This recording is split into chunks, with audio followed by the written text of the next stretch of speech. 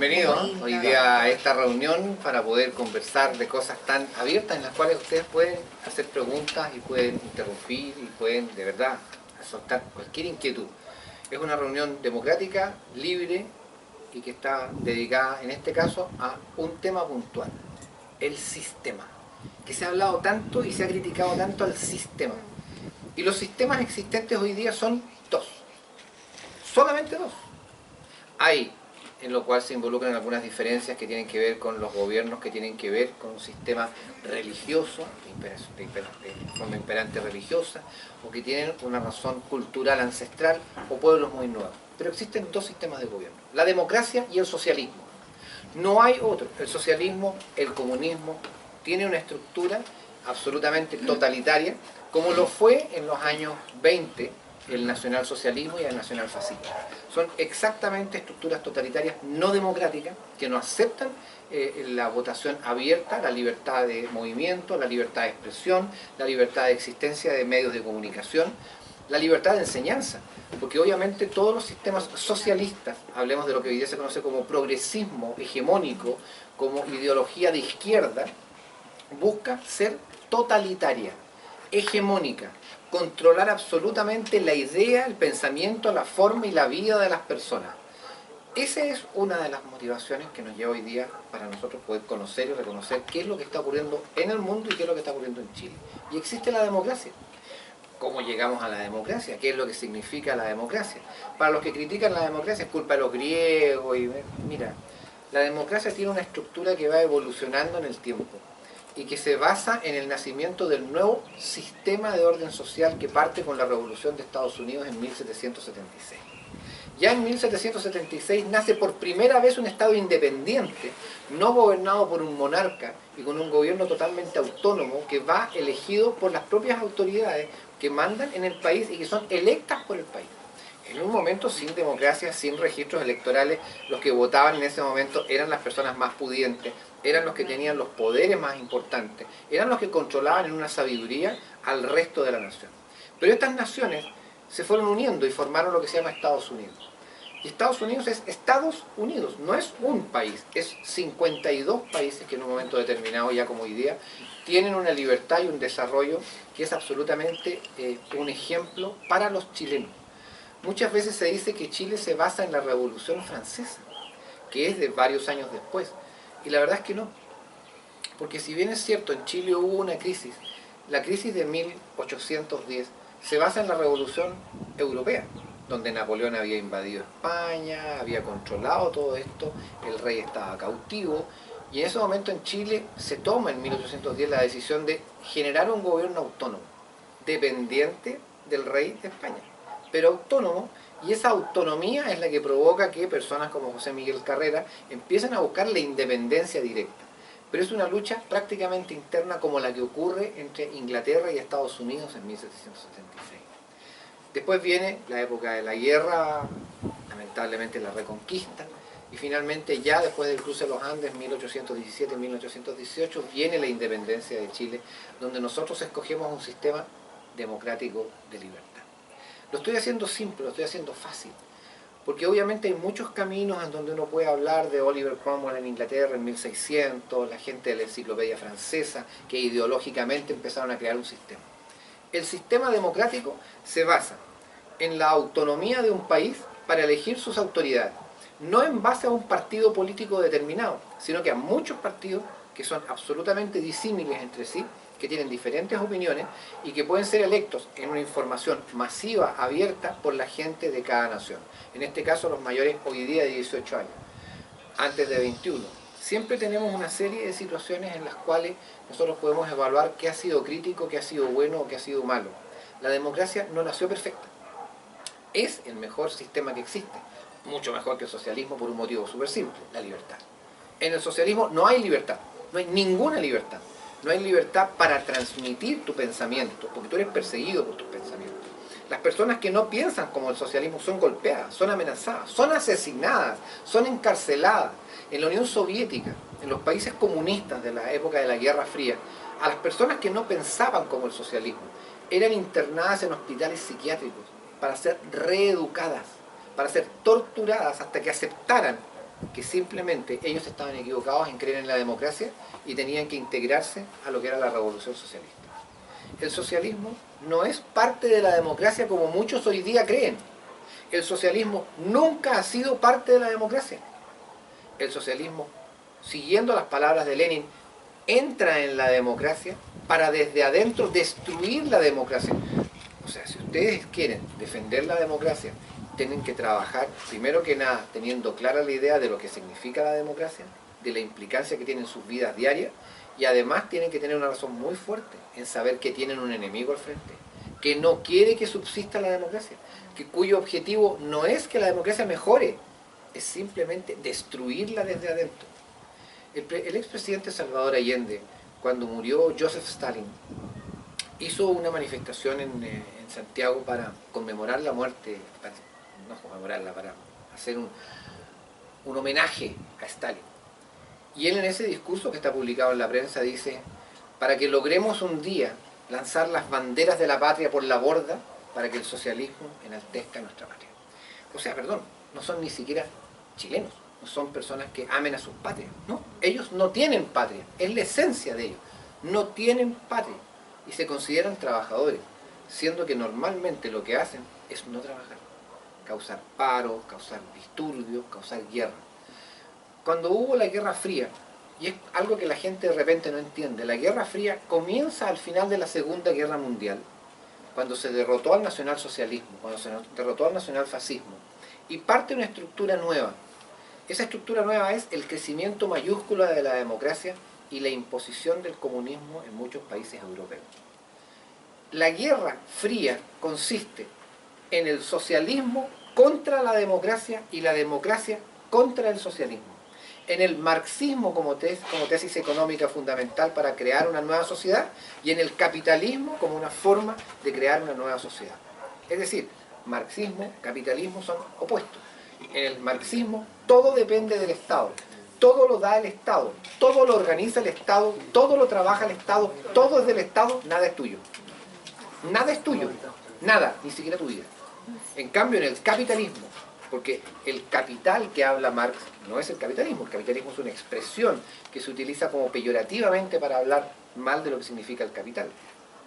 El capital implica que tú tienes la posibilidad de desarrollarte, con buena suerte, con mala suerte, con buenas artes, con malas artes, pero para crear algo que viene de ti. Hablemos de la gente buena, hablemos de la gente que no tiene, que puede desarrollar una empresa, que puede desarrollar hoy día lo que nosotros llamamos una pequeña, una mediana pyme, una pequeña y mediana empresa, un desarrollo que te lleve a ti a producir algo que te va a hacer crecer. Y ese crecimiento no tiene límite. Ese crecimiento puede ser a que te transformes en una persona multimillonaria. Y la verdad es que yo valoro eso. Yo no valoro que la gente no sea rica. No, yo valoro que la gente sea rica. Nosotros tenemos que entender muchas palabras que son utilizadas de repente para destruir lo que significa lo bueno del capitalismo. El capital es libertad, pero también tiene que haber una norma muy clara. Que los políticos que gobiernan en democracia, elegidos por el pueblo, gobiernen para el pueblo, como lo decía Abraham Lincoln, como lo decía la Constitución de Estados Unidos, por el pueblo, para el pueblo. Porque claro, cuando uno tiene élites políticas que gobiernan para sí mismos y no para la gente se siente desamparada y las leyes no les apoyan. Que es una situación como la que hemos vivido en Chile en el último tiempo. Exactamente eso. ¿Y eso quiere decir que la democracia es mala? No. Quiere decir que la democracia es perfectible, que tenemos que arreglar las cosas de manera democrática, justa, sin usar la violencia, sin usar el odio, sin usar la destrucción de la democracia para cambiar el sistema. Porque si ustedes cambian el sistema es dejar la libertad para entrar en un sistema totalitario. No me importa si es comunista, socialista, fascista, nazista, me da exactamente lo mismo. Es totalitario y no es parte de la libertad y la democracia. La gente escoge la democracia para tener la posibilidad de crecer, para tener la posibilidad de vivir en libertad, para poder tener la posibilidad de vivir tranquilos en un estado absolutamente armónico, donde ojalá en un momento determinado los beneficios económicos sean tan buenos que llegue a incluso no haber delincuencia.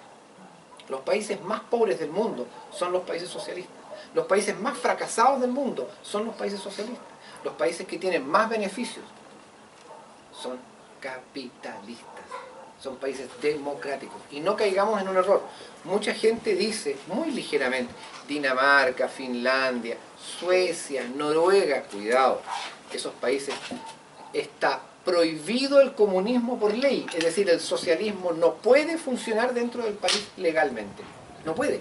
Son países ultracapitalistas, son países ultrademocráticos, extremadamente democráticos, pero son países millonarios, son países de gran riqueza, que producen, que trabajan mucho, el esfuerzo.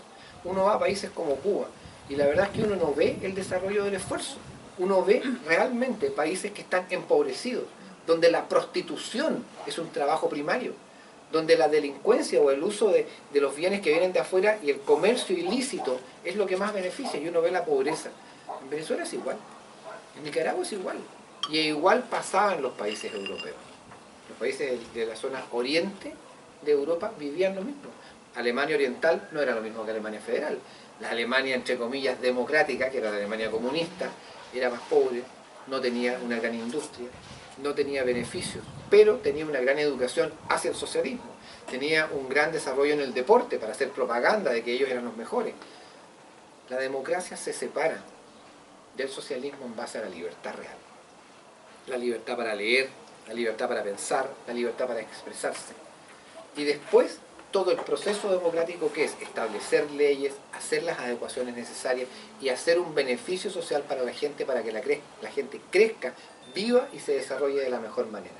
Nosotros tenemos que tener muy claro que el socialismo no es lo que se vende, porque mucha gente piensa que el socialismo es parte de la democracia, y el socialismo nunca ha sido parte de la democracia, porque el socialismo en su esencia siempre ha sido totalitario, siempre. Por eso todos los países socialistas, todos los países que han entrado en la órbita comunista, ninguno es democrático, ninguno. Corea del Norte, China comunista que hace un cambio increíble.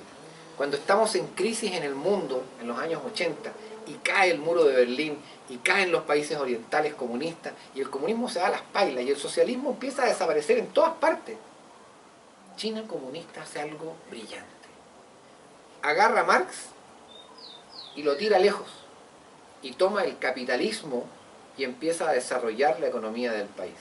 Y hoy día, increíblemente, es casi una dicotomía, es casi una cosa que va en absurdo.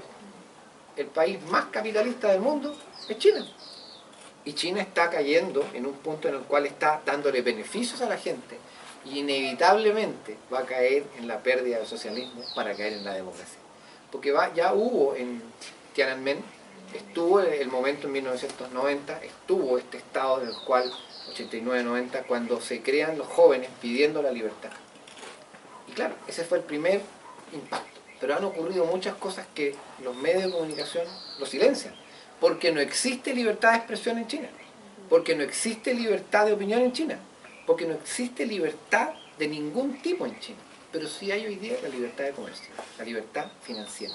Y eso está beneficiando a que un sistema comunista produzca en base a trabajadores que son esclavos, que ganan un promedio normal, entre 3 y 15 dólares al mes como sueldo, como renta, entre 3 y 15 dólares al mes, porque el Estado le paga el agua, la luz, el gas, le paga la casa donde vive, pero la casa es lo que te dan. No es una casa bonita, no es una casa de 60 metros cuadrados, no, son cosas muy pequeñas, pero la gente, al no tener antes y no tener ninguna oportunidad hoy día, se mantiene viviendo como esclavo. ¿Y cuál es la condición? Que dentro del capital, como no hay una inversión de capital en el dinero a pagar a los trabajadores, el costo de la producción es bajísimo. Entonces uno dice, ¿por qué salen los productos de China tan baratos? Porque toda la población, al estar dominada por un sistema socialista sin libertad, son esclavos. Entonces cuando uno compra productos chinos, lo que uno está haciendo es comprando productos que son explotados a los trabajadores como esclavos en un país socialista. Y nosotros lo aceptamos porque es más barato. Y al hacer eso, las industrias de los países donde entran estos productos, el cuero, el calzado, las cristalerías, etc., quiebran. Porque no pueden competir, porque estamos ante un sistema de esclavitud, y es China, quizás el país que está desarrollando mejor el capitalismo dentro de un sistema comunista, dentro de un sistema socialista. El socialismo es la base ideológica básica para entrar en el comunismo. Es decir, tú no puedes ir al comunismo sin pasar por el socialismo. El socialismo es primero, el comunismo es después. Todas las bases estructurales son antidemocráticas, pero ellos van a usar al sistema democrático para destruirlo desde adentro. Y son palabras de Lenin que están en las obras completas en el tomo 1, donde él justamente expresa que hay que destruir la democracia desde adentro. La democracia es un bello sistema, no es perfecto. Existe corrupción, existe desorden muchas veces, existen abusos, donde las personas, incluso las autoridades electas, en vez de preocuparse de la gente, muchas veces, por desidia, por abandono, se dedican a otras cosas, incluso a sus propios bolsillos, no beneficiando lo que la gente realmente merece tener. Esa es quizás una parte crítica que uno puede decir de la democracia. Pero ¿saben qué? Prefiero eso, a no tener libertad. Prefiero que hayan problemas y tengamos que solucionarlo, pero solucionarlo. No destruir la democracia. Si yo tengo un bello país, si yo tengo un país como el Líbano, hermoso país, en desarrollo, el mejor turismo, las producciones maravillosas, hasta que llega la guerra civil. Y la guerra civil se hace entre los grupos islámicos y los grupos de extrema izquierda, que llegan a destruir en una guerra civil el Líbano. Muchos hoy día que venían del Líbano tuvieron que huir del Líbano y viven en Chile, una colonia importante, producto de una guerra civil que fue armada brutalmente, en donde estaban los grupos maronitas, donde estaban los grupos cristianos y estaban los grupos islámicos, donde estaban Hamas y distintas organizaciones que luchaban por un Estado absolutamente islámico y estaban otros luchando por un Estado absolutamente socialista. Y finalmente estaban otros bandos, que eran los grupos falangistas, estaban los grupos cristianos, que luchaban contra ellos en una guerra civil brutal. Y me refiero a ametralladoras, cañones, misiles, armas, ejércitos totalmente uniformados para enfrentarse en una guerra civil. Y es triste, porque si nosotros viéramos en los años 70-80 lo que fue la guerra civil del Líbano, es justamente el conflicto entre socialismo y democracia. Y que finalmente le costó la vida a miles de personas y la destrucción del sistema. Hasta que el país simplemente entró en crisis, Israel, un país externo, tuvo que intervenir, Siria intervino por el otro lado, y finalmente, gracias a Dios, el Líbano logró encaminarse en un buen camino democrático, y dentro de las penurias que pudo haber vivido, ha ido construyendo o reconstruyendo lo que ya había perdido durante esta guerra. Los países pueden perder mucho, los países pueden ganar mucho, dependiendo de la voluntad de defender lo que se tiene. De la libertad de decir qué es lo que quiero yo como nación, como país libre. Nuestros hombres que lucharon y nuestras mujeres que lucharon en los años 1810 por la independencia de Chile, ¿qué es lo que querían? Libertad. Libertad. Libertad es lo que querían. Y yo quiero libertad para poder opinar. Quiero libertad sin ser amedrentado, sin ser amenazado. Quiero libertad para poder caminar en las calles. Quiero libertad para no tener que ir yo a defender un supermercado o mi casa ante un grupo de delincuentes, de criminales o de revolucionarios de extrema izquierda que lo quieren destruir. Porque a la gente de extrema izquierda le interesa quemarlo todo, destruirlo todo, abandonar absolutamente al país a lo que sea simplemente el destrozo y la destrucción. El socialismo se construye sobre las cenizas de los países democráticos. Tal vez en forma muy simple, esa es la diferencia esencial, de base, que existe entre democracia y socialismo. Que existe entre las bases de lo que pueden ser tendencias sociales, socialdemócratas, tendencias democráticas extremas, mucho más derechistas o izquierdistas dentro de lo que es un bando democrático, y lo que son los bandos de extrema izquierda, que son absolutamente anarquistas, muy violentos y absolutamente ideologizados. Tal vez la libertad permite que uno se tome con más tranquilidad las cosas y no enseñe de manera justa. Y es uno de los errores de la democracia, no enseñar lo que se debe y no entregarle a la gente la fuerza de los conocimientos para poder enfrentar que tal vez niños muy pequeños sean simplemente las herramientas que van a provocar un estado revolucionario y que ellos mismos van a destruir lo que ellos quieren. Porque la gente muchas veces en el socialismo habla de libertad. Y cuando ellas hablan de libertad, no es la tuya. No es la libertad de tu país. No es la libertad de educación. Es una libertad mal entendida, que busca simplemente la hegemonía y el control total de la mente, las almas y el cuerpo de la gente, de un pueblo libre y que es democrático.